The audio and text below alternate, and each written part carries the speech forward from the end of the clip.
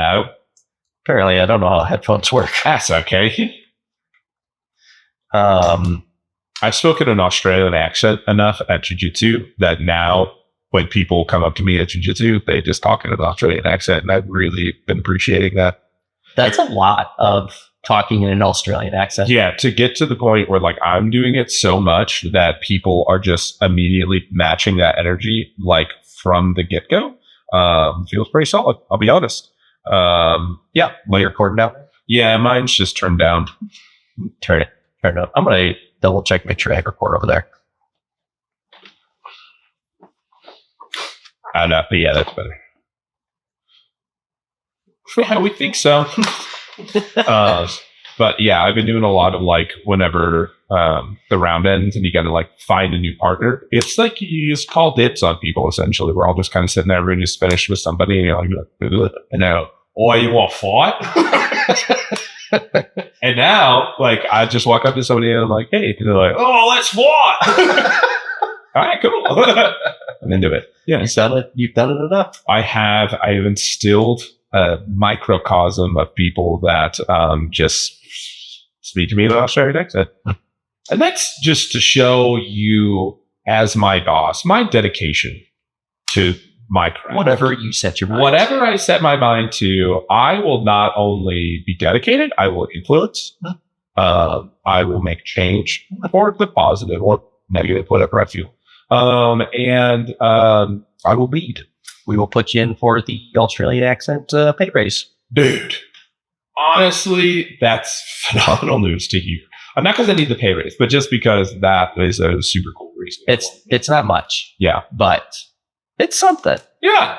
No, and I'm a little more apprehensive to like do it on the microphone than I am but in jiu-jitsu class. You nervous? I don't know. But it gets me moving. It's kind of funny because I also will use it as I say Australian. I think half the time it's Australian, half the time it's British accent, depending upon what I feel like saying. But I really like it when like I use it as a distraction sometimes too, where I'll say something silly in said accent, and then they kind of like, oh, ha ha, and then I attack, literally like attack, like choke them, right? So I'll be like waiting in their hand. I'll be like position with their like hand kind of cups through. They'll be like, oh, what's this then? And then I'll grab it off of their hand. And they laugh. They do that. And they go, ah. And they're like, oh, hard to defend yourself. What's all this then? And they're like, and I'm like, oh, and they're like, yeah. That's very true. That is a lot of what I've been doing. There's a guy I follow on Instagram. I don't even know his name, but I legitimately follow. It's the same video over and over again. It's just people making fun of him in the comments, but he's owning it. And it's like he's got a filter on, makes his chin look real big, and they call him Buzz Lightyear. And I think in a British accent, it's like, what do we want that? Yeah, right. And it's like I follow him just for that. Yeah, right. No, that is one of my go-to lines that gets a giggle or a laugh every time. He's, what? What's all this shit? It sounds like Jason Statham a little bit right there. Hey, no, it's a little more serious. So yeah, so that's obviously British. Because Jason Statham's British. What's all this shit? Yeah, exactly. And then I used a lot of weird tactics. I shouldn't give away the farm here, but I like to tickle. I like to speak in silly accents. Thomas, I feel like you're going to have your own little branch of jiu-jitsu. Well, so I'm coaching now. I'm coaching now Tuesday mornings, and it's that is my goal is to just teach my brand of ridiculous jiu-jitsu. That could become a whole thing one day. Could be. So it tickled you, man. That's So yeah, so there we go.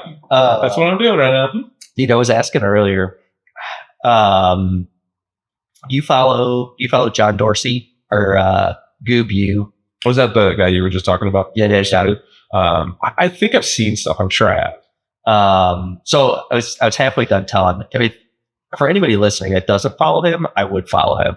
And some people might not like his content. I cannot get enough of it. Like I've probably watched like everything recently that he put out. I'm sure there's a lot of people out there that do already follow him. Yeah. But he will call people out, like people that deserve to be called out. And there's a lot of, and he's in the fitness industry. He's a really smart dude, pretty strong dude as well. But he will call people out that like Photoshop their photos, and not just necessarily people that are posting just to like pose, but like people that are like advertising, like, hey, I'm a trainer. He'll even find people that like will Photoshop their clients' photos. And dude, he kind of gets all into it, man. Like he'll find like, dude, he'll get as deep as like child predators, and it gets kind of crazy. Like I was waiting for you to come back here. I watched a video where he like found this guy's number that was like a child predator. It was, I don't know how he ended up with it, but he FaceTimed the guy. Oh gosh.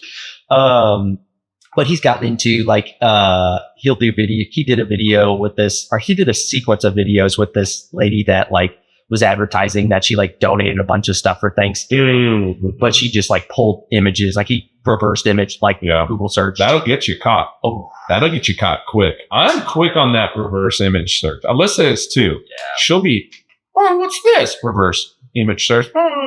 Yeah, funny enough. But she like posted like all these like goods, all these groceries that were donated, and he found it was just like a Google image, and he's like, and he'll even give them the benefit of the doubt and be like, maybe this was your original photo. Wow.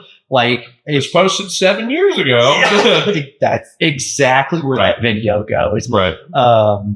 And he's like, if you'd like to, if you can prove me wrong, I'll take the video down. I'll make an apology video. And it's like, I don't think anybody ever does. Yeah, like, right. But the funny thing is like people definitely have like retaliation videos. Like he doesn't hold back. Like he doesn't. He's not nice right from the fucking get-go. And neither are we from now on. We've decided. Kevin's going to name everyone in the fitness industry he hates locally. Just kidding. I don't think I hate anybody.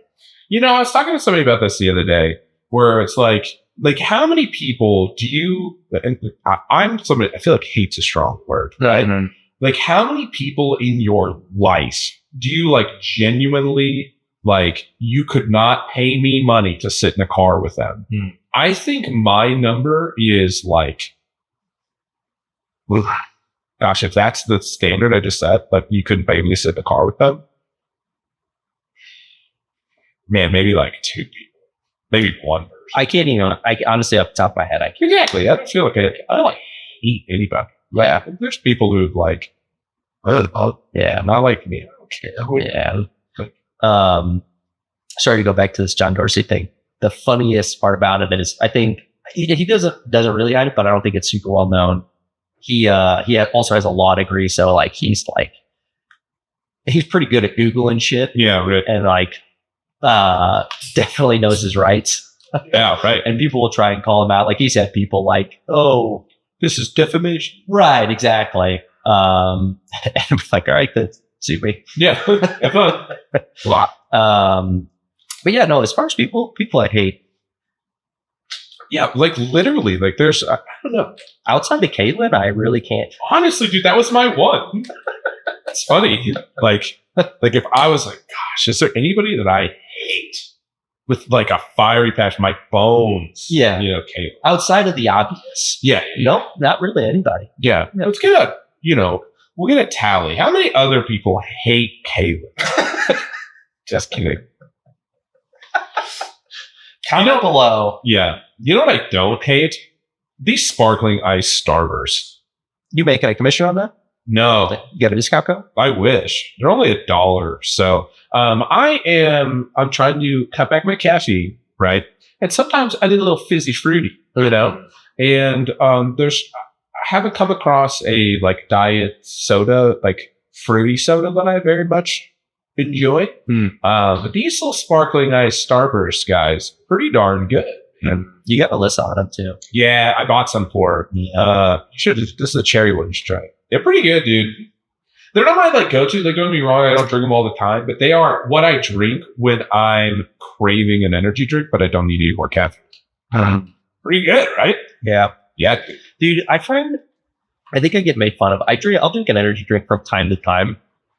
Dude, if I drink an energy drink, I feel like I have a tough time. Like it kind of like sits on my stomach, like not bad, but it makes it tough to drink the amount of water that I'm hoping to get throughout the day. No, I can understand that. Like I have to, I'm definitely focusing on getting my water right now too. So it's like I have to have drank X amount of water before I allow myself to have like a fun little treat.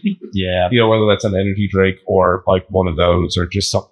That's probably it. And sometimes on a Saturday, I'll be like, all right, like I'll drink, like, we'll, not worry too much about the water today. Yeah. But no, I usually end up doing some kind of pre workout in a water, like I'll do like a full water blender bottle and I'll throw like OG Define Free is definitely a go-to. Energy is definitely a lot more available everywhere. Yeah.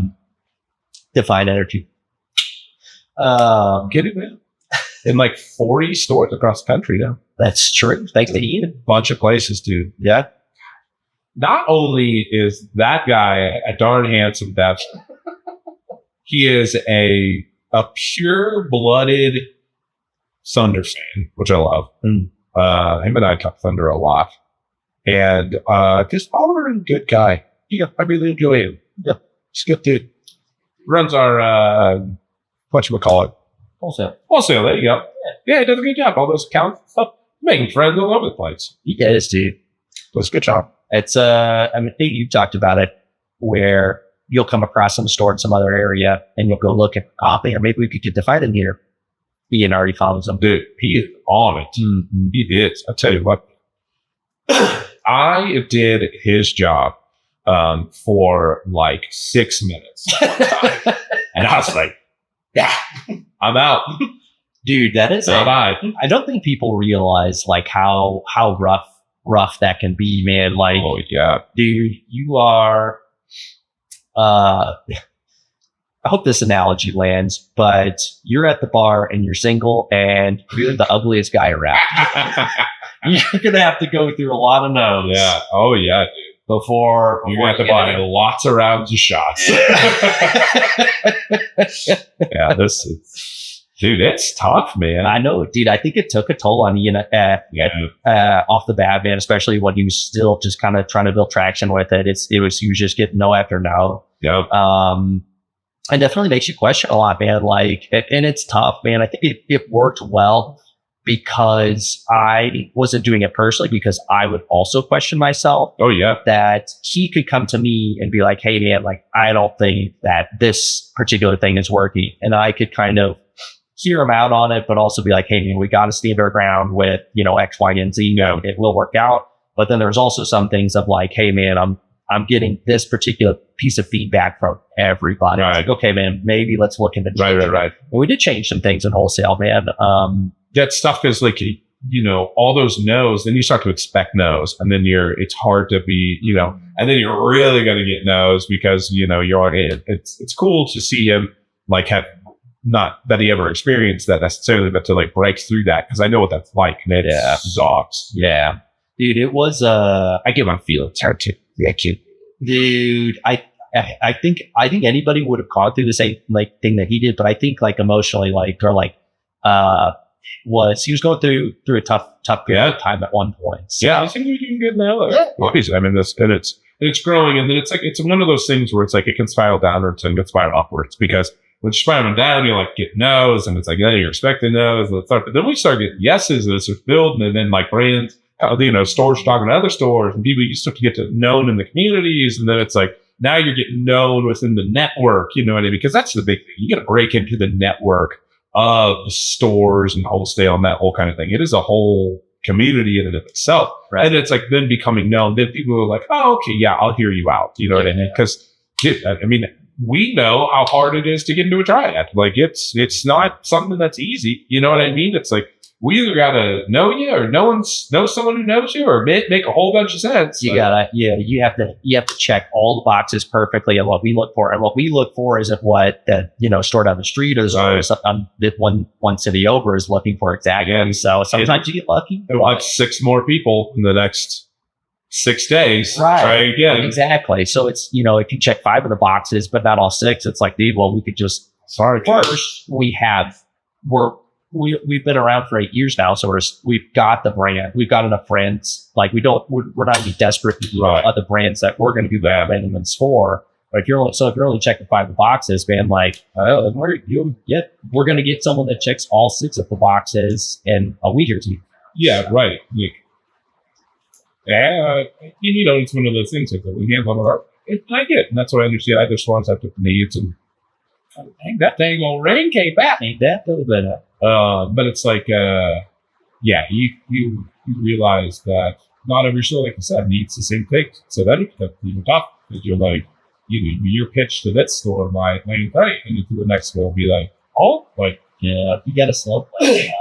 well, that's a big thing. Whenever I did this for about 6 minutes, was I would talk to people that I'm now like, I hate saying this way, but I would talk to the people about quality of products that we keep, like the processes that we go through, and like this and this and this, and like sometimes people on the other end would be like, "Huh," and I'd be like, "Oh, so you value none of those things?" Yeah. Well, man, we're not going to be probably the fit. Dude, I remember this was when I was still working Quail every day.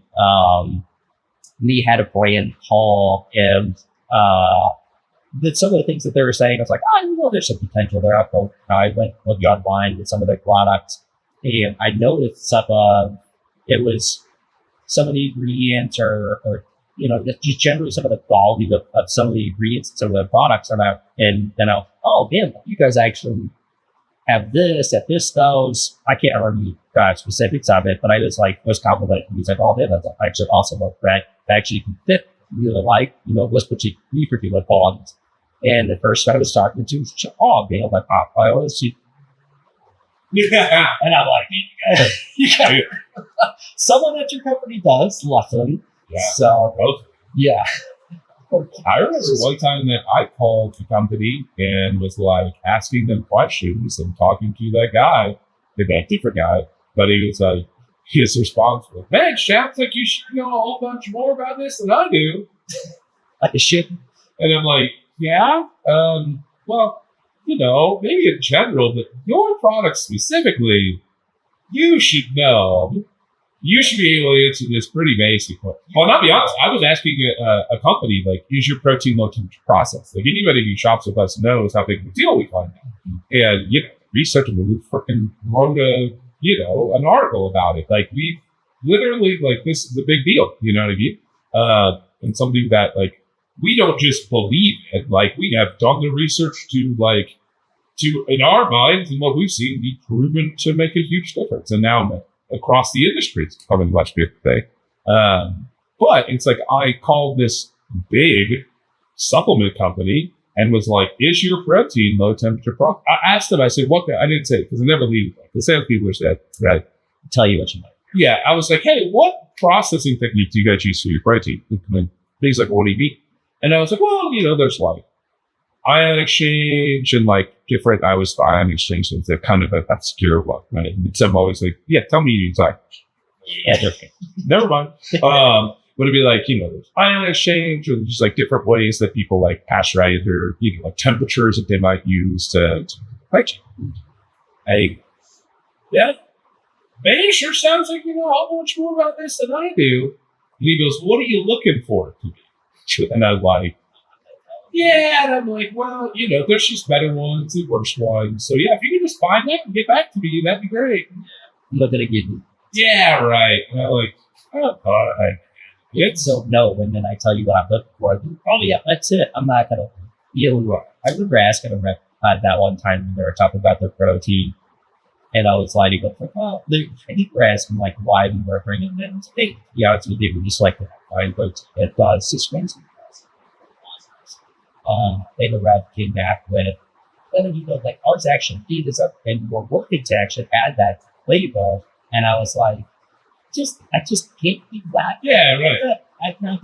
What a coincidence. Right. Yeah. It's like, I necessarily eat that you like, but I just can't eat that. Like, it gets her. So, yeah, that was actually the thing where that Paul, this is definitely all the untrue thing. What it was back in the day, but not around the before. So, sorry, but Nietzsche's. That might not sound that great, but they were protein chips, but they were made of wheat, made of beef. Right. Where most protein chips are made out of whey, or wheat's pretty fragile, so it's like first and foremost, no one disclose what type of whey they're eating, like with what temperature, with pasteurizing process and all that within the first place. Not to mention what kind of processes you have to take to do to turn whey protein into chips. I can't imagine that there's a fragile enough process to be able to do that. Very good. But there was this company that was doing it where you should say it once with me, the chick. Funny what about it? Honestly, I don't know. But it was meat chips they were using chicken as their base and turning it into chips, right? Yeah. And I'm like, I still don't know for sure, like, how much processing, because there's probably still a decent amount. It's just essentially rawhide for humans. Nacho cheese flavors. But I remember telling the rep that I was like, like with them being chicken based, like there's a better chance of them being in their native state of protein because chicken protein should be more bioavailable because the structure is stronger. Right, exactly. It's a much less fragile of a protein in general. Like essentially you can cook chicken up to 160 degrees or whatever, and protein will stay in steady state. So, and the rep was just like, things like, oh man, like he's like, I don't even really know pet. And I'm like, that is a little bit sure. If we have the audio, we may have the audio from like that microphone. Hey, that's something, dude. For this episode, for the first 30 minutes of this episode might not be great. I'm going to say it. I'm going to talk about it. This episode has been cursed. We have tried for weeks to get this episode done. And like just one reason, and all very innocent things. Like it's like, guests weren't able to make it. Like one of the guests got sick. Like stuff happens, like totally normal. Yeah. But we rescheduled to different days to make things work better for everybody. Yeah. And then it's storming today. And we were like, Kevin and I, you know what? We want to get this episode done. Let's just go back and we'll still do the episode. Right. And the power went out. So our backup is usually like, because we like to do episodes just you and I. Yeah. And so it's nice to like try and schedule a guest, but if the guest can't make it, which obviously with the storms and everything out today, super understandable. Yeah. We were debating whether we were even going to do it ourselves or not. But we're like, man, we haven't done one in like a month. Yeah, been a minute. Yeah. Sorry. Not for lack of effort. Yeah, sorry guys. We've been trying. We weren't taking a vacation. Right. But yeah, we're like, yeah, we'll just do one ourselves. That's a couple of guys. Right, we'll do it. Get a couple of guys. Yeah. A couple of guys. We'll do it. And we were already joking that this episode is cursed because we've had to reschedule a lot of times. And again, just total coincidence on all of them. Literally. And the power goes out when we finally are sitting down here. Dude, I'm not kidding, dude. This is going to be, it's supposed to be episode 41. Scratching that. It's not. This is episode 42. 41 was cursed. 41 was so risque that they got pulled from the internet. It's true. That's what the rumors I heard. I heard that the amount of just talk I heard was no good. Yeah. There is a rumor going around that you and I and the guest all got in a fight. Yeah. A physical fight. Mm-hmm. I won't confirm or deny that. Yeah. We're being demonetized as we speak. We are. YouTube is no longer paying us. This episode, we will not get paid. I know. That is the truth. I know what you guys think. You look at us and you're like, oh, this podcast has made dozens of dollars. And I'd say to you, that's not correct. No, we haven't made anything. But I wish we've made $12. Dude, that'd be cool. Somebody give us $12, please. Yeah, I need that, by the way. Can I have some? This is good timing. Yeah. Another quick Oh, Bottle and Bond 1792. Let's go. Dude. I love This is 1792, by the store pick from Jance. way. Ew, dude. And he got them good buds, dude. Them good tasters. Yeah. And There we go. pull the microphone out. while I we're don't doing know. this. Dude, just Beyonce that thing. Yeah. So yes, Jance did a store pick of this. And so for those that don't know how a store pick works is you get the entire barrel. Like you pick the barrel and you get all of the whiskey that's in that barrel. So it's like 100-something bottles, I Yeah. believe. Which is like, you got to think like each barrel is unique. You know what I mean? It has its own thing. So it's like, he is the only one that has this barrel and this exact flavor profile. That's why store picks tend to have a lot of like hype behind them. It can depend on what stores picking them because I think there's some stores out there that maybe don't have the best taste buds. Yeah. Well, I think you got to find somebody that like that you want your picker to match your buds. Right. You and your picker got to have matching buds. I've been saying that since day one. That's right. If I had a nickel for every time we say that, we'd made $12 by now. But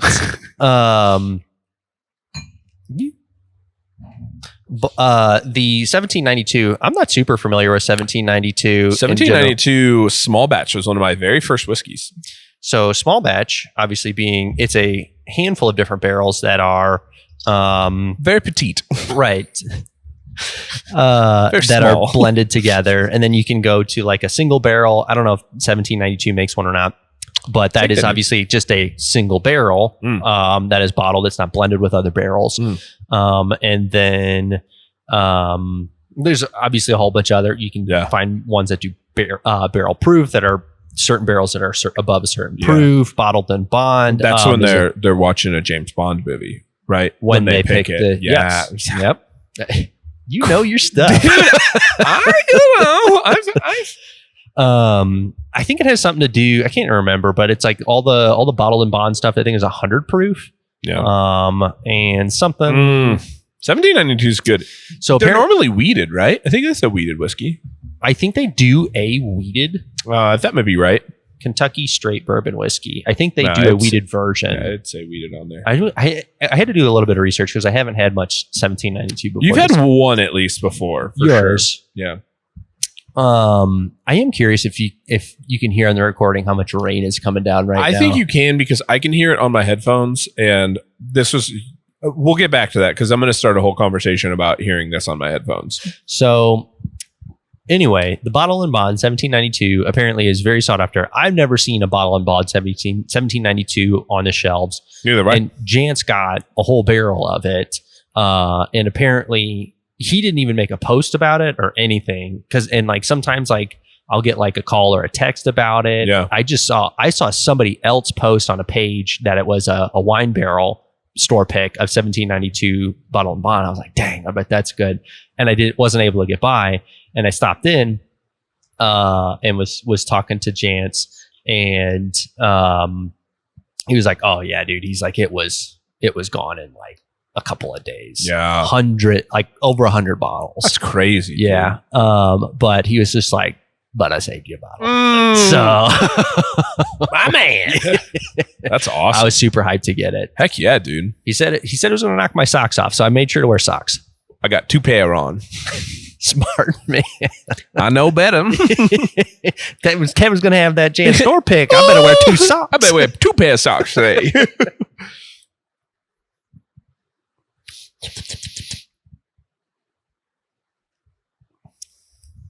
She's good. She's spicy It's got a little spice to it. in a good way. I like it. Yeah.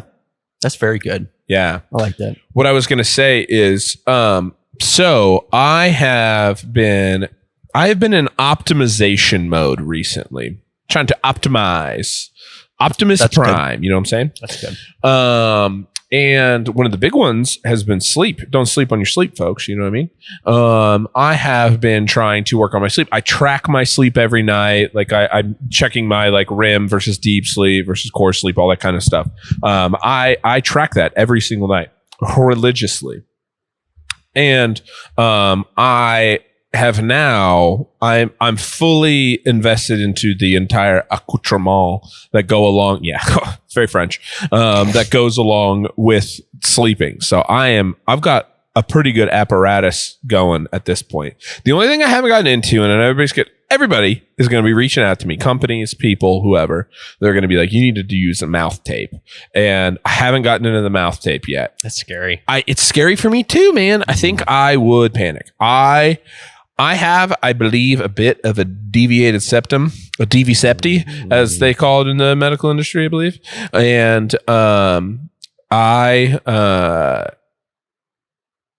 I think I'd freak out, man. If I get a little, like, I can't breathe all the way, I'd be like, get this freaking tape off my mouth, dude. Yeah. So, I don't know. I get it. Blake, you're going to hear this and be like, good deviated septum, I can fix that if you ever come to my PT clinic. Because every time I complain about something, he's like, I can fix that. He slid up on some of my stories too. Just like, I can fix that. yeah. Apparently, Blake can fix everything. Blake can fix it. I'm Blake. I can fix everything. I'll fix your deviated septum. Come on through, dummies. I got appointments right now. I hope he listens to this one. Boom, roasted. But all right. So first off, I've got my retainers in because you got to keep these chompers nice, right? I paid lots of money for these. I've been wearing a night guard recently. There you go. Laurel wears a night guard to keep from them grindings. She grinds. Apparently, I do too. Yeah, dude. It's like it'll sound like snoring sometimes. It's crazy. I did ask my dentist when they were setting me up with it. I'm like, how sure are we that I'm just not so stressed out during the day that I'm grinding my teeth? And they're like, well, you apparently have like a 3x like the amount of strength on your bite at night or whatever for whatever reason. I'm like, you don't know the people I work with. Yeah, right.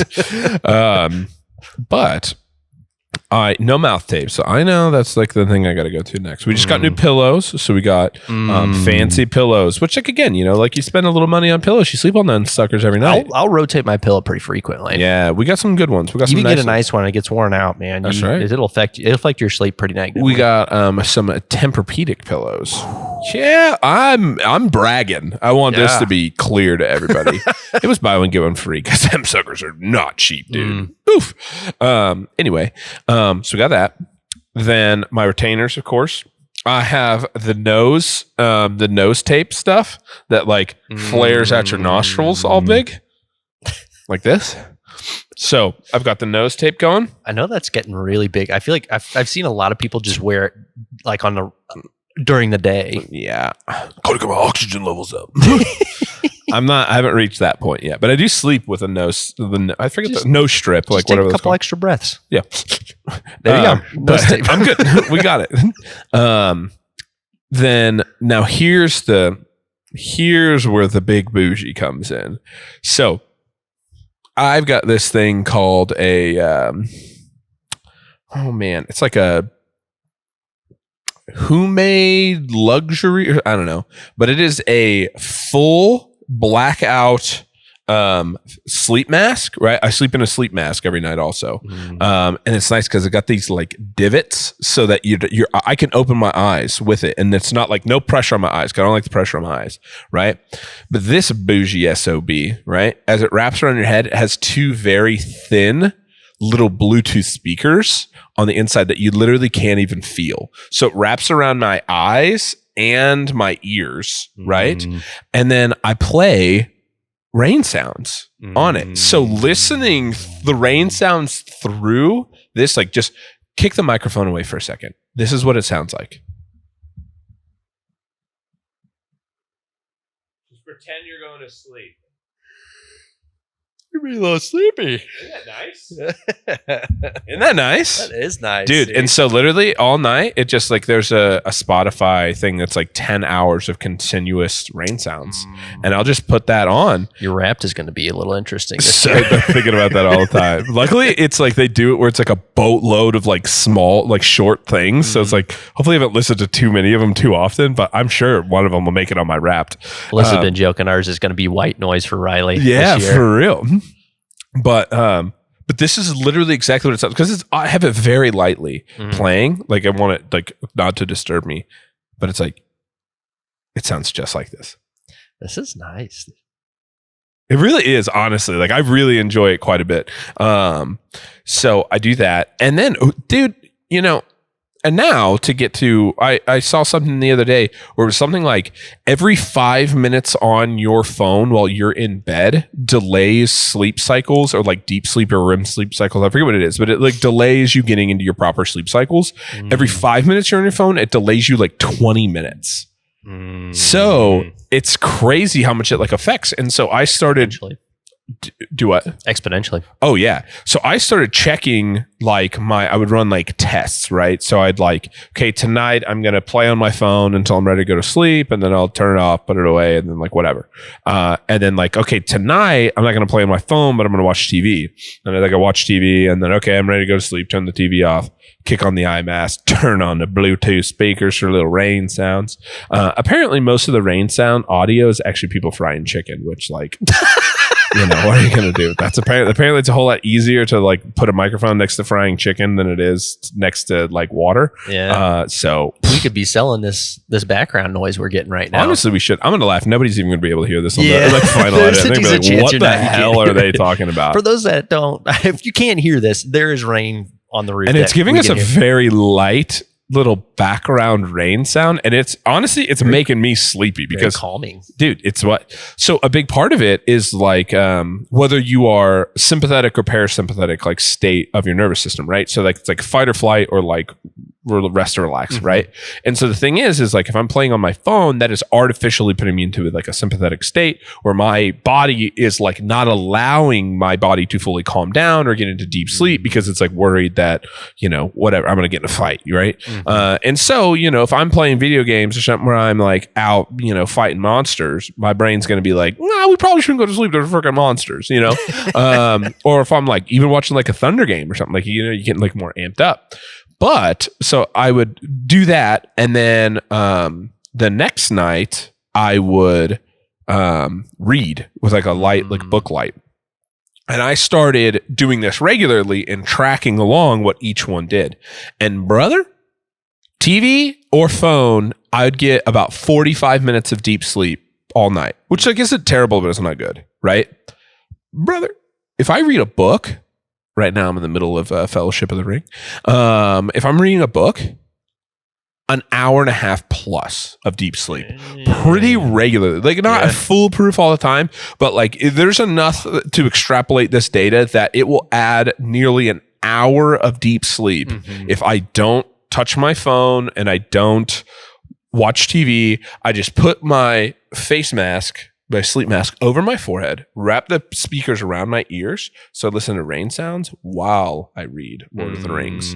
And that is quite a delightful little treat at the end of the day. You know what I mean? Dude, I always look forward to like when the day's kind of winding down, and especially the days that it's just like I've got a little extra work when I get home and I get that wrapped up and I'm like, okay, like, you know, eat my last meal or drink my shake or, you know, brush my teeth and you know, I'm like, I get into bed, I get kind of like giddy. I'm like, love sleep, man. Yeah. Like, I do too. I know it's, and I'm sure I'm going to get some people that are probably saying like, oh, you should wake up at the same time and all, like no matter what the day is. It's on the weekends I will usually at least one day sleep in because I freaking love sleeping in. Oh yeah, dude. It's like, dude, like that's one of my favorite things, man. Like, why are you going to take that away from me? I will say I think I've gotten to where I wake up at the same time every day. But it's a 30-minute swing. But the one thing I do say is, brother, with this eye mask and stuff, I can go to bed anytime I want. And so like it ain't no thing for Laurel and I. For me, dude, if it's 9:30, I'm brushing my teeth, brother. Yeah. I'm headed to Middle Earth and I'm going to sleep. Dude, I think people forget or like maybe don't even realize in the first place like how big of a difference that can make during the day. Like I feel like people like naturally think about how they're feeling throughout the day, and they obviously caffeine's a big one. Like we're not against caffeine here, obviously. Gosh, gotta use it right. Yeah, exactly. But they start to kind of look at how they're feeling just generally. So they're looking for things to help them feel better. And, you know, they're watching, you know, whether it's hormone levels, which obviously are important as well. But I feel like everybody looks at like directly at like how they're feeling throughout the day and what's affecting that, which obviously there's a number of things, but people forget how big of a difference your sleep quality at night and all the little things that can affect how, like, what kind of quality you're getting at night, and how much that affects how you feel throughout the day. Yeah. Well, So, it's like a lot of the like leading doctors when it comes to like longevity or like health span, like whoever you want to listen to, but it's like health span just being essentially like not saying I want to live to be 100, but I want to be like doing things I want to be doing when I'm 80. You know what I mean? Kind of deal. exactly. Like I don't want to be like laying in a bed or something like that because I can't do anything. right. And so like one of the big things that they like talk about is how the like two things, if you want to expand health span and lifespan, the two things more than every pharmaceutical drug, whatever you want to do combined, is exercise and sleep. It's like those two things move the dial exponentially more than anything else out there. Yeah. I think I've heard caloric intake as well, like overall caloric intake. Yeah. So it's like so just in general, like a lot of the big ones are like caloric intake's a big one. Waist circumference is a big one, where it's just like, I think it's obviously a little bit more anecdotal because it's not necessarily a direct cause of your waist being bigger, but like what that meant to get there. Right. And another one is VO2 max. Which makes sense if you think about it, because VO2 max is essentially your body's ability to use oxygen the best that it can, right? That's a super simplified way of looking at it. But it's like, if my body is efficient at managing and using oxygen, like, well, like the longer I can do that, the more oxygen I can feed into my body, the like, AKA the less oxygen I feed into my body, the like the more I'm going to deteriorate over time, know? And so like if you get older and like being able to do that, but I think like, and I'm a firm believer of this, and I think maybe just because like I've seen it personally, but like, that you can not just be active, but that you can be in a lot of ways like thriving like much later into life than people realize. Yeah. And I always use my grandpa as an example because like he did not take care of himself for a very long time and ended up having a heart attack. But when he was in his late 60s, he had a heart attack. But afterwards, like lost like over 100 pounds, got really into exercising, has now been, he's been going to a personal trainer. He's been going to the same personal trainer, like 3 times a week for 15 years. Nice. Good for him. Probably longer. Good for him. And sent me a video of him. So he's 81, still wakeboards. Right? At 81, that's crazy. Wakeboards at 81, and sent me a video because his birthday was a couple weeks ago. On his 81st birthday, on a Smith machine, bench pressing 315. At 81 years old. Got after it, man. Dude, that's right? Crazy. So it's one of those things where, again, like, and a lot of those guys will kind of say the same thing too, where they're like, no, people who like, if you continue, like you have good protein intake, you like you utilize and use muscle tissue, you don't like if you use it, you cannot just be like healthy, you can be robust, like late into life. And it's one of those things where like, again, one of the things I think where people kind of have a misunderstanding about this, I feel like I've been talking about this a lot because it's kind of been something I've been really into, is like, I've been changing a lot of how my training is recently. And a lot of that is just like new interests and also like just pushing myself in different ways, but also from like my body type, my like family health experience, like family health past, I guess is what I'm looking for. It's like, okay, well, there are some certain things that like I can start to do now that can increase the quality of my life like much later. You know what I mean? It's like my family has like a lot of heart disease, heart attacks on both sides. My grandpa was just talking about, that's my mom's side. My dad died of a heart attack. There's lots of like bad news there. And in a lot of ways, some of that stuff's hereditary. A lot of it is how they take care of themselves. But, you prevent a heart attack at 65 by starting to give a shit when you're 32 about those kind of things. And, but like the point is, and I was talking to some people about this the other day, is it's like, I'm not saying like I want to live to be 100. I want it to be like when I die at 85, people are like, dang, Thomas was doing jujitsu last fucking week. You know what I mean? It's like, I don't care if I live 15 years longer. I care that last 15 years I was doing what I wanted to be. I want people to be surprised. Like, he was so healthy. You know what I mean? Like, that's what I want. I do think there's a lot of people that assume that you just, once you get to that age, that you just like, they see so many other older people that aren't capable of so many things that, like I know my grandpas, both of my grandpas, so both sides of my family, my mom and my dad's side, I think into their 70s, they were both playing tennis together on multiple times a week. That's awesome. Which is really cool that like both grandpas kind of met each other that way and ended up in the same tennis league. Man, you talked about sleep. I was definitely definitely not as far into it as you were. But prior to Riley, I was definitely like really like watching, like making sure I was going to bed at the same time. Yeah. I was reading before bed. Making sure like we had like just got a new mattress. Yeah. I was swapping out my pillow regularly, like, just kind of like staying in good routines, with everything.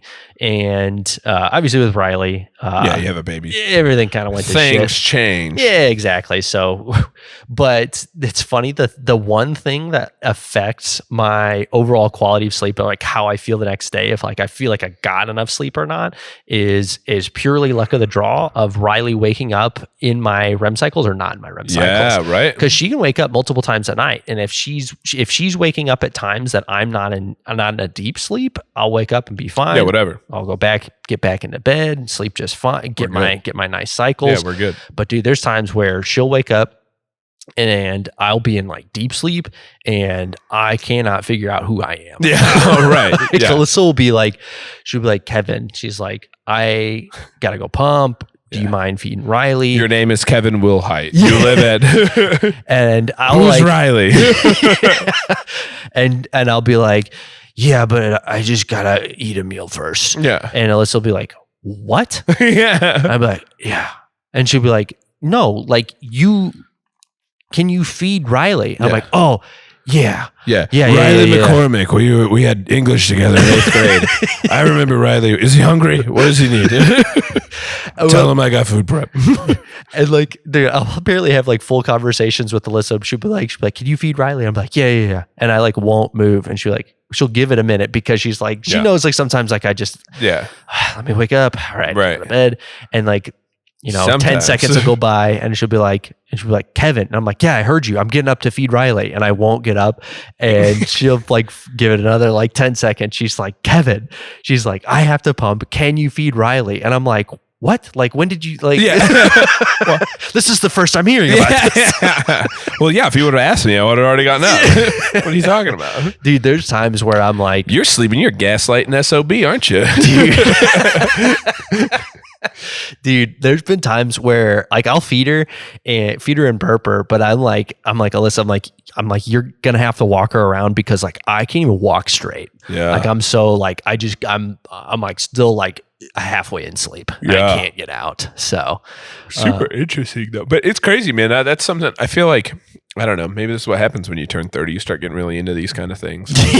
You get really into sleep quality. So speaking of which, should I tell you? I don't think I have. Probably.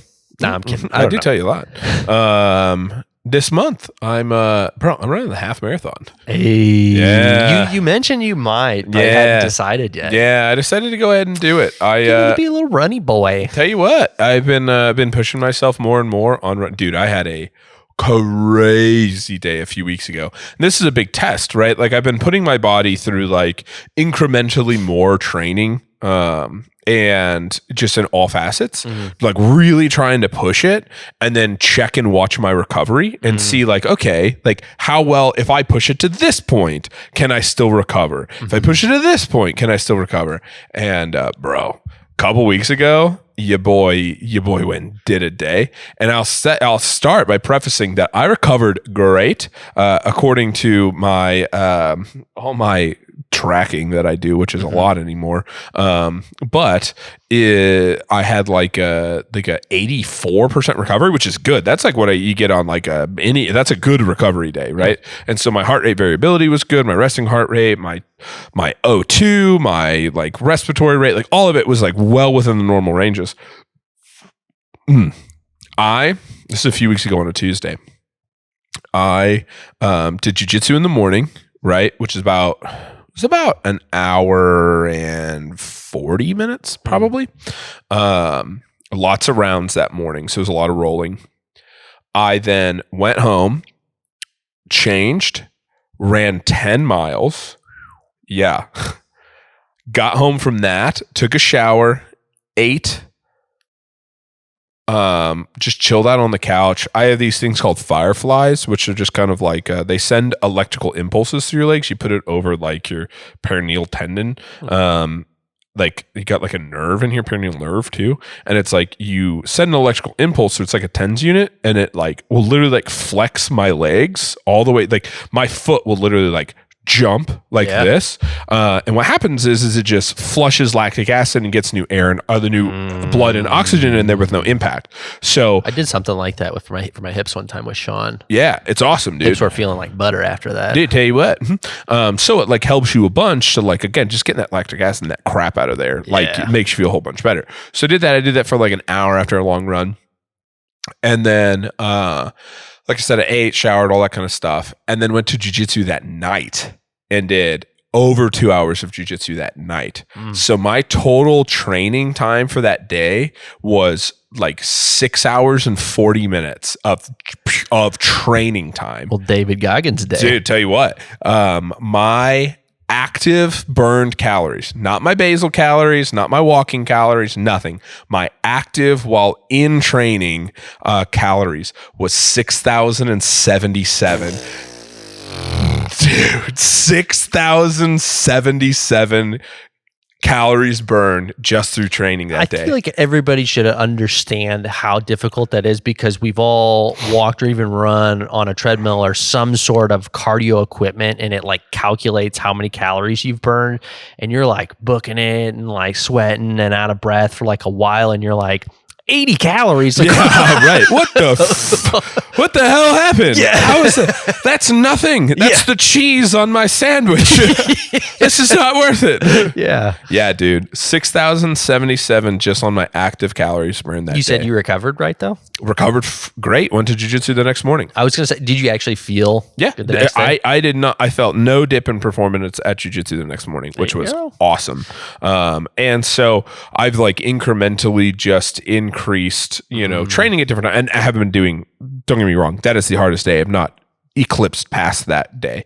But that is, my typical like Tuesday regimen though is like tomorrow it will be like the majority of my big training day. And so I'll push myself a lot. I'll do my long run tomorrow. Like that's typically, I'll fit my long run. I really actually, I know I'm kind of like talking all over the place right now, but I really like doing my long run after jiu-jitsu in the morning because I feel very warmed up. My ligaments and my muscles feel very warm and moved. I've done a good amount, but they haven't had any real impact. And then I can go out and I can get my running going. But like, dude, you just don't like freaking realize how long that crap takes too, because like I'm slow as shit. Let's get that squared away. But like, I ran, when was this? Maybe Thursday? No, would have been Thursday. Probably Wednesday. I think it was Wednesday. Last week. I ran. No, it was Friday because I'm an idiot. That's right. It's Friday because I did this and then went to work. I ran 12 and a half miles on Friday and then went to work. Yeah.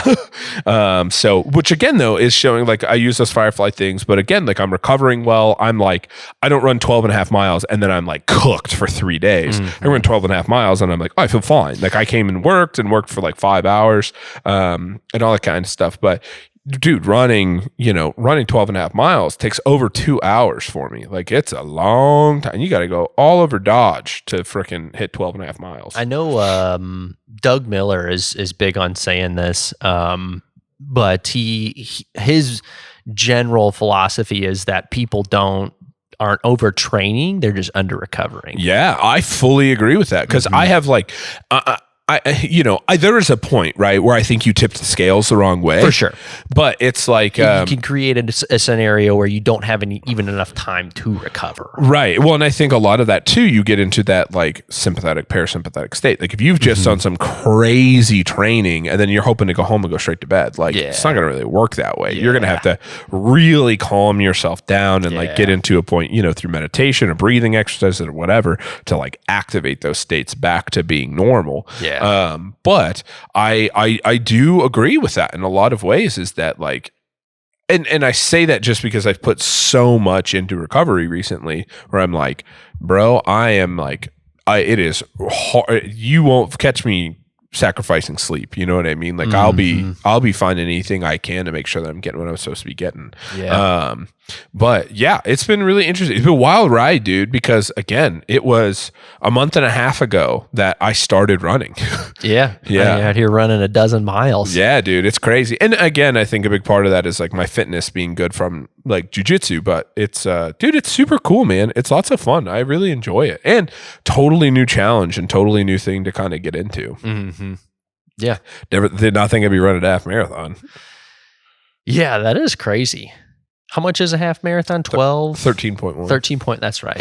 Which is why training for like running stuff is always so lame. It's kind of like powerlifting where it's like, oh, you want to bench 315? Well, you're going to bench 307 and a half today. And you're like, just let me bench 315, please. And that's how running training can be too, where it's like, oh, you want to run 13.1 miles as a goal? Well, today you're running 12 and a half. Very, very data oriented. It is, but it's like, but you're so close. Like, I've just ran 12 and a half miles. I'm going to run another freaking half mile. Who cares? Like, I do think that's why I like bodybuilding training is like, you can kind of just go with the flow a little bit more and just kind of have fun with it. So, you don't have to be so data oriented or so regimen oriented. And I know there's some people that are and really get into that that method, even with bodybuilding of tracking their sets and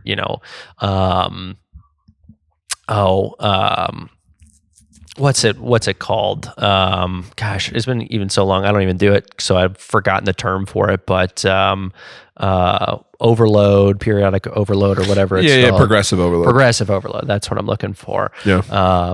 Yeah, definitely can understand that. And you do a lot of that on feel, but it's like, but that's the thing. Like, and if I was like maybe like trying to like make it as a pro or something like that, I would probably have more. Dude, you can definitely get to the point where it's like, dude, there's an unlimited amount of data you can track. There's an unlimited amount of things you turn into baseball. It's like what ruined baseball in a lot of ways. It was like there was so much data that went into baseball that it was like it just got lame at times. Dude, so that's what that was. And I think there's a balance to it, and everybody's got to find their own balance of like the amount of data that they like and what helps them make better decisions. And there's sometimes where I track a little bit more, and sometimes I track a little bit less. We just finished doing the Define Yourself Challenge. There's a bunch of people that you got a new hat. I got a new hat. I knew you were gonna have something sarcastic to say on my post. Dude, I've taken over 2 posts recently and I feel really good. I've got like the most engagement on 2 different posts recently. It was yours and Alfonso's. And Alfonso sets himself up. Yeah. Because Alfonso's was nothing will kill you faster than not being coachable. And I said, oh yeah, what about poison? And I got almost as many like engagements as the whole post did. I took over yours a little bit too. Got some on there. You didn't get quite as many likes as the first I didn't, but I got quite a few. You did. You want a cookie? Yeah, kind of. Kevin posted pictures of him before and after all naked, and in the second picture he has a hat. He obviously made a lot of body composition changes, but I say, oh, you got a new hat? Quit bragging about it. So the crazy thing about it is someone was asking me, they were like, oh, how much weight did you lose? And I was like, I don't even know. I haven't weighed myself since before I started the challenge. Right. So I really am not sure. Yeah, right. yeah, really just kind of going off of looks. And I think I've done it before, so it's You know the feel. yeah, exactly. So I kind of have a little bit. I can do it without getting in my head too much. Yeah. I can just watch kind of generally how I look in the mirror, kind of generally how I feel. Well, it's a good thing because then you don't overreact. Yeah, It's easy to like when you have too much, okay, well, when you see this, if it didn't go the exact number way you wanted it to, well, then you're like, oh, well, now I need to make a change. Right. We see that all the time in the store sometimes too, understandably so, but it's like, hey, I'm cutting right now and like,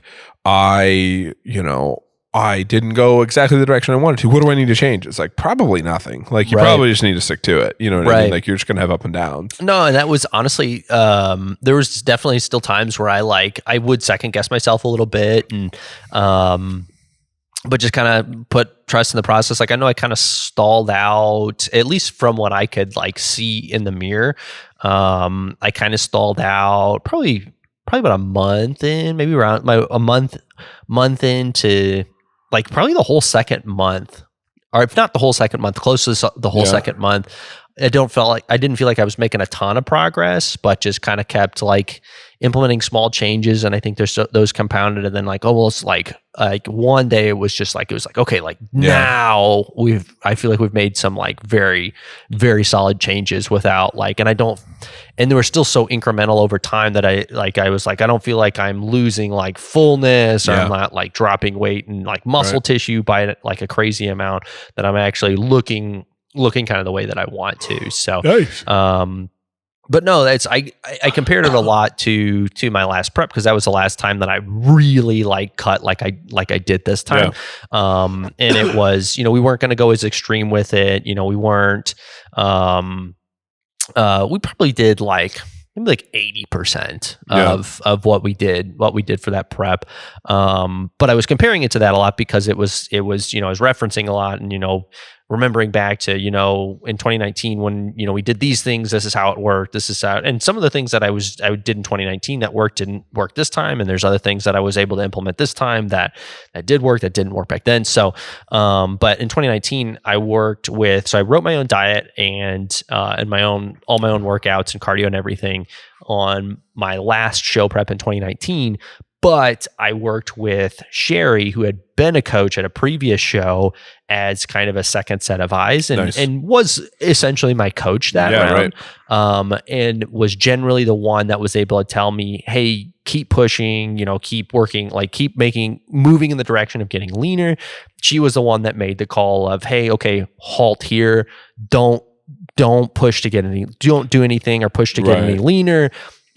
Halt here for a week, see what that does, and then I was able to, and then she said, okay, I think we're actually sitting in a pretty good spot now if you wanted to reverse. And then I was able to like make the decisions on what to kind of implement back in as far as foods go.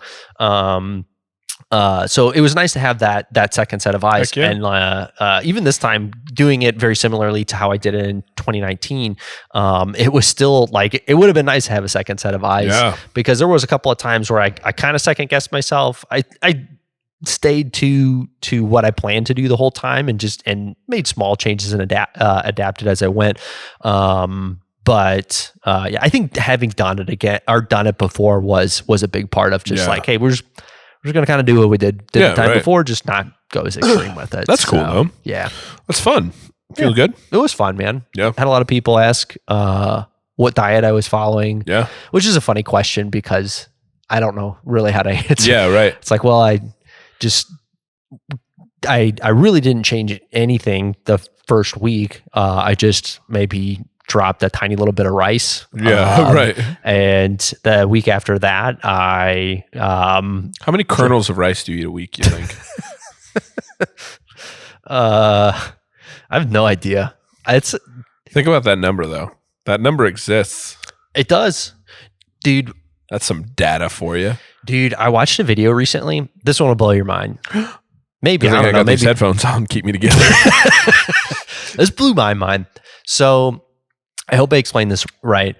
Imagine you have a piece of rope that goes around the entire earth, right? And it's like, you find it connects, right here at the warehouse.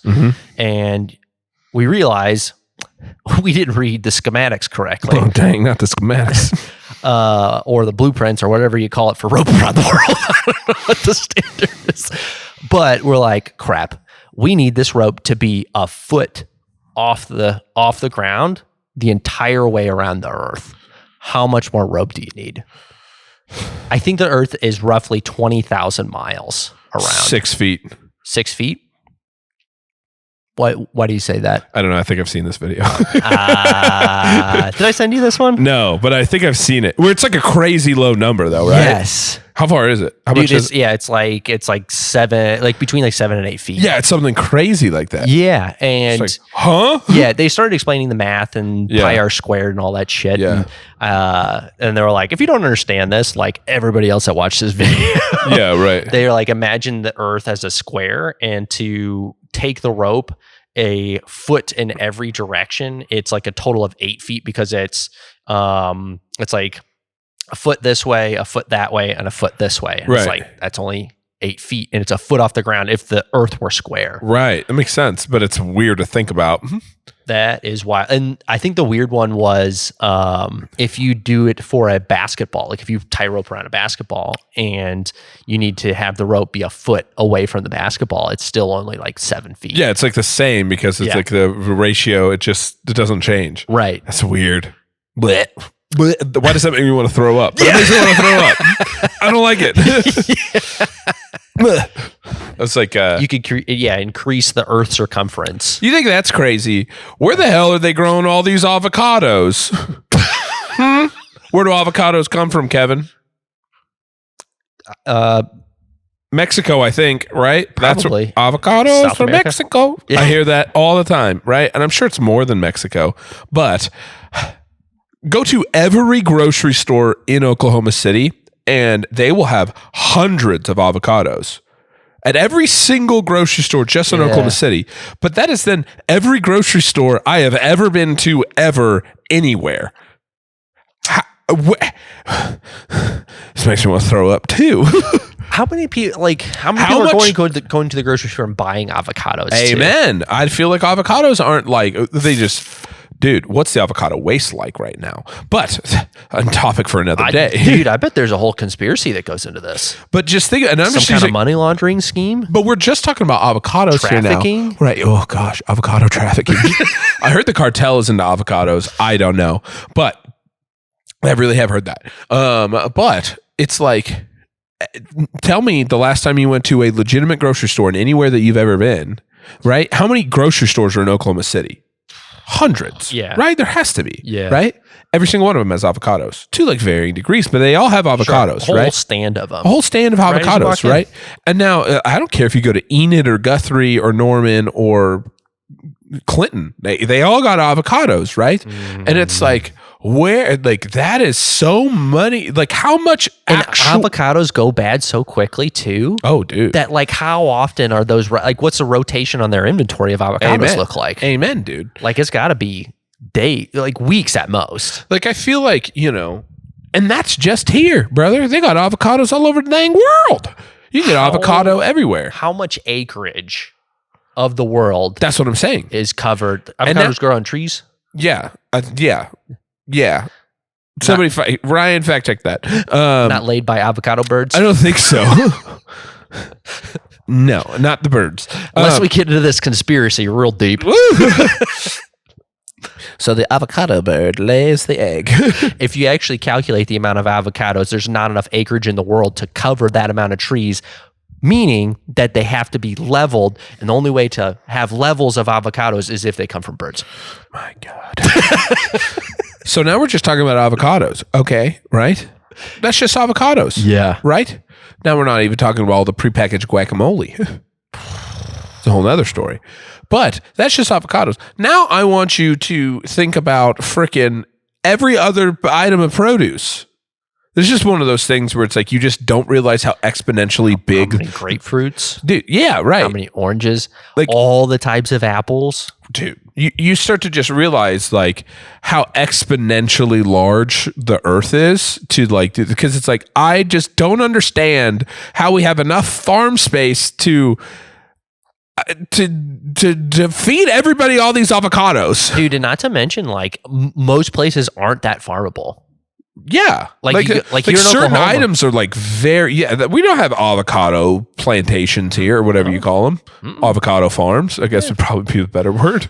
Probably. We'll go for it. But it's like I've never seen an avocado farm. You know what I mean? And it's like I've seen orange groves and stuff like citrus when we lived in California. But it's like, but even that, it's like you just can't fathom. Like.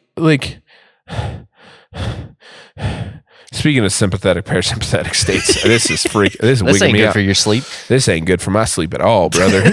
I'm gonna be thinking about this. I hope all of you are losing sleep over this because I want to know where all the avocados are Don't coming watch from. this episode at night. It's just crazy, man. Or like strawberries, because strawberries grow on little bushes. You know what I mean? And it's like you can't really like how many strawberries are yielded per bush? How many? Like again, strawberries. How long do strawberries last once they get cut off the bush? Not long. No, those go bad even quicker than avocados. That's what I'm saying. Dude.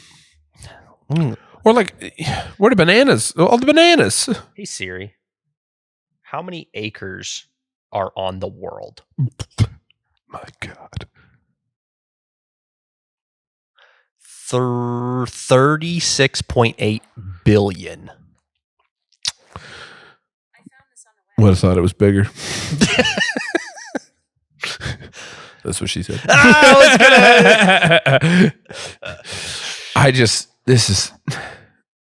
This is where I just don't always understand the vastness. We were explaining this. This reminds me of a conversation that we were having with that Ryan and I were having with Kaylin earlier. Because Kaylin's never been on a cruise, nor has she ever seen a cruise ship, right? And if you've never been on a cruise, you've been on a cruise? I have not. No. Cruises are great. I recommend. But like Kaylin was struggling to grasp like how big a cruise ship is. And you start to think about it and you're like, yeah, like how big, if you've never been on a cruise, you're like, I'm sure it's big.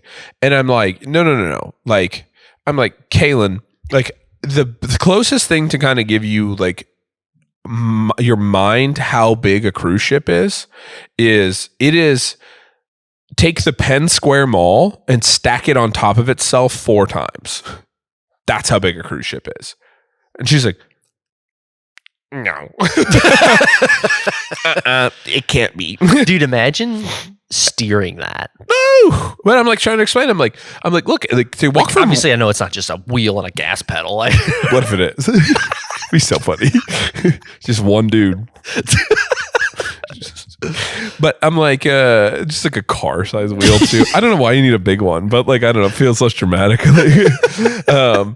But like, I'm like, no, it's like to walk from the back of the cruise ship to like the front of the cruise ship, just like on a straight line walking can take like 10, 15 minutes sometimes. Like it's big. I was like, last cruise we went on there was 10 like full size restaurants. Like you go in and sit down like any other restaurant is there's 10 of them. I think I remember realizing how big cruise ships were whenever I think my cousins had some pictures when they took a cruise one time. Like they came back and they were like, oh yeah, this is us like at the outdoor pool.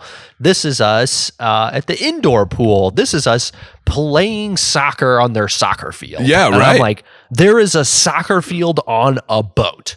Dude, it's crazy because you like realize that they're like 16 to 18 stories tall. Yeah. Just from like the water line, right? And then it's like both sides, it's like a massive hotel. And it's like, dude, they're huge. Like the one I went to had a gym that was like literally the size of dude, that gym was no joke the size of a 4-star Mustang. Jeez. That's just the gym. Holy shit, man. Yeah, right. Like that's the gym that is on the boat. And it's like ours had, when we went to Alaska, it had, and each one of these pools, I would say, is like a public swimming pool size, right? Like a big pool, not like a backyard pool, maybe a really big backyard pool, but like more like a public. And it's like they had 2 indoor ones and 2 outdoor ones. Dude, it's crazy. They had basketball. They had like 8 basketball courts in one area. Like there's all sorts of stuff, man. It's crazy. Yeah. It's crazy. My question is, how many avocados are in just one cruise ship? That's what I'm getting at. And how many cruise ships are there? Dude, what is it like to I bet there's a how it's made video on how they make cruise ships. Oh, yeah, 'Cause I it's think like you're building So we told Kaylin to look up. You're building like a city. dude, for real. Like I'm like trying to It's like a little I town. was gonna say hotel, but like hotel's not even big enough. No, it's like a big. It would be like a Vegas hotel. Yeah. Because like you got to think like it literally is like a mall. Like the main walkway area, like that we like on our last cruise. So at the very back of the boat was like two of the main dining halls. And like when I say main dining halls, I'm talking like they probably have 200 tables at each of them. Right? It is stacked. And big full like restaurant sized dinner tables. Right? Yeah. Then you walked out of that. There was you could turn right, and when you turned right, that walked you down into there was an amphitheater in there where they did like concerts and like shows and different things that were over there.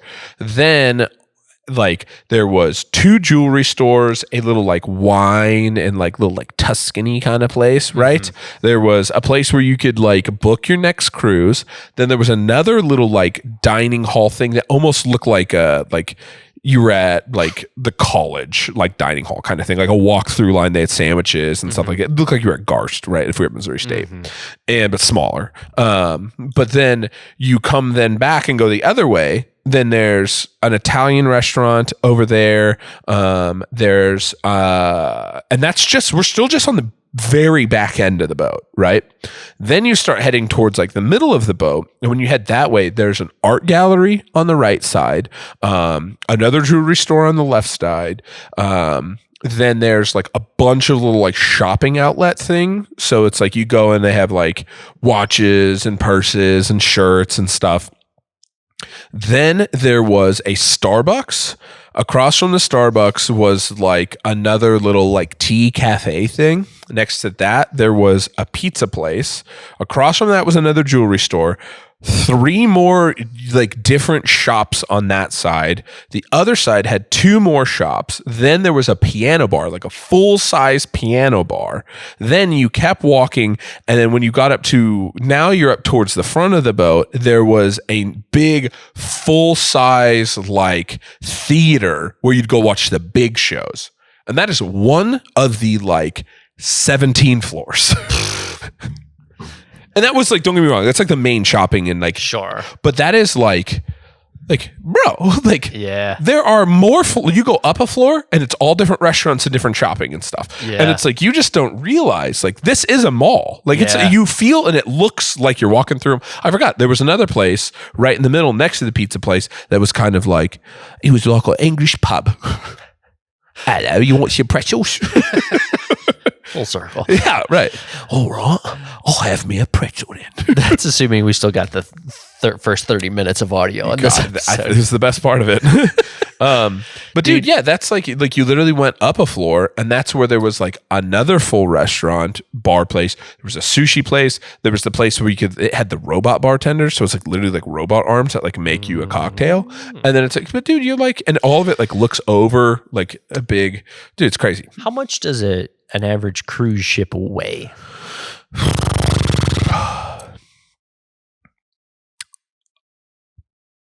At least a ton or 2. I might even go 3. What do you think weighs more? Individual pounds on a cruise ship or individual kernels of rice you eat in a week? Like if it's a 1-to-1 ratio, like 1 pound equals 1 kernel of rice. Do you eat more rice than pounds of a cruise ship? Dude, I feel like pounds of the cruise ship would crush the rice. I eat a decent amount of rice. Not so much. Yeah, now. you'd have to eat like 100,000 kernels or more. Yeah, Dude, not to mention like Maybe in what's a the difference year. on like a cruise ship, like they're docked ready for everybody and then like all the people board. Oh yeah, because there's like thousands of people on a cruise ship. Yeah. And not to mention like a bunch of people working it too. Right. Like so many people working it. Yeah. It's crazy. And that whole thing is just floating on the water. Like I understand the physics, but it's just something doesn't make sense. You appreciate the power of air within water, dude. Yeah. That is like all I gotta tell you to do, I don't care if you weigh 400 pounds, go try to hold a basketball under the water with your belly. Ain't gonna do it. Ain't gonna do it. You're gonna be beeping bopping all around because you can't do it, boy. We've all tried. I don't know why it just reminded me of the It's Always Sunny episode where Frank or Danny DeVito they're all at the public pool, and it's like not the nice public pool. And he's like, oh, you guys want to play the watermelon game? They're like, what? The watermelon game? He's like, yeah, you grease up a watermelon, throw it in the pool, and everybody tries to grab it, nobody can grab it. Yeah. Yeah, we've all played that. You haven't played that? Come on. That's something we've all played. I must not have been big in St. Louis. You just moved out of Florissant by then. That's true. They probably played the game in Florissant. Yeah, you just don't know. I wonder if there's anybody in Florissant listening. You never know. Good luck. Didn't we see we had like some listener on in like somewhere in Europe was listening to the podcast? I don't know if I heard. I don't think I heard this. I think Ryan was like looking up. It would like showed at least on like certain platforms. It shows you like where all your listeners are, and there's like one little dot over in Europe. And we're that's like, amazing. Hello. He doesn't listen anymore. How you doing? He definitely does. All right. What's all this in? Dude, have you seen that German guy that I think I sent you the video, the German guy that describes American sports? Maybe. Dude, he did a video over baseball, and he's like, we're playing a baseball, and we've got the pillows, and everybody, the players take this stick. That's super fun. I haven't heard. I don't think I've seen that. Dude, I'll send it to you. He does one where it's with March Madness. He's like, it's March, and everybody's enraged. That's super funny. We're enraged. Oh my goodness. What time is it? About 10. I don't even know how long we've been recording.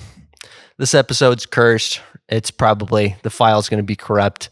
Nobody's going to listen anyway. We did it. We did what we were supposed to do. We held up our end of the bargain. We did, dude. We tried and tried and tried, and damn it, we will not be defeated by no curse.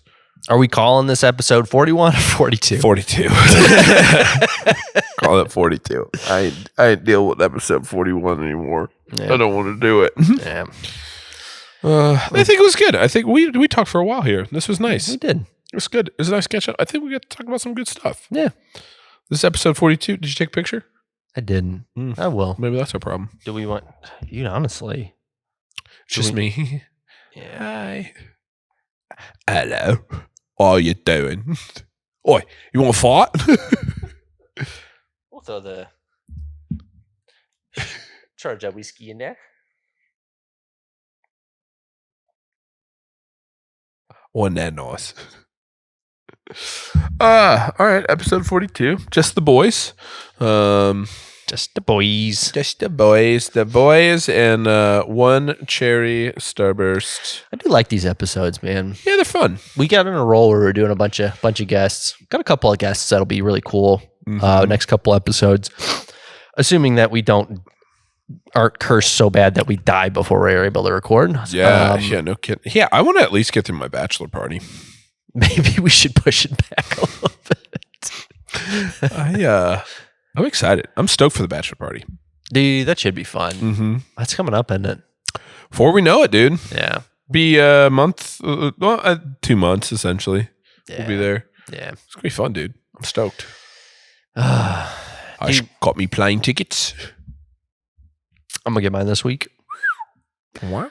Yeah. Should be a good time, man. Good group of guys too, man. It'll be fun. Be a lot of fun. Yeah. Well, all right, guys. Episode Thanks for 42. listening.